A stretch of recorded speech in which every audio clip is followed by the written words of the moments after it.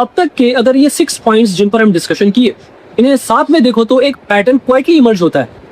पहला था कि पैसा प्रोग्रामेबल हो रहा है, दूसरा था कि जमीन और रिसोर्सेज स्ट्रेटेजिक कंट्रोल में जा रहे हैं, तीसरा था कि मीडिया नैरेटिव्स पब्लिक माइंड को शेप कर रहा है, चौथा था कि हेल्थ और ह्यूमन डेटा का एक एसेट बन रहा है, फिफ्थ क्या था, पॉलिटिक्स एआई और सिस्टम के थ्रू ऑपरेट हो रहा है, और छठा था कि इंसान का जो बिहेवियर डेटा है वो भी अब सिस्टम इन्फ्लुएंस हो रहा है। अलग अलग देखो तो शायद ये कोई प्रोग्रेस लगेगा, लेकिन एक साथ देखो तो ये कंट्रोल आर्किटेक्चर का एक सेटअप। सवाल ये नहीं है कि ये सब गलत है या सही, सवाल ये है क्या हम समझ भी रहे हैं कि बिल्ड क्या हो रहा है।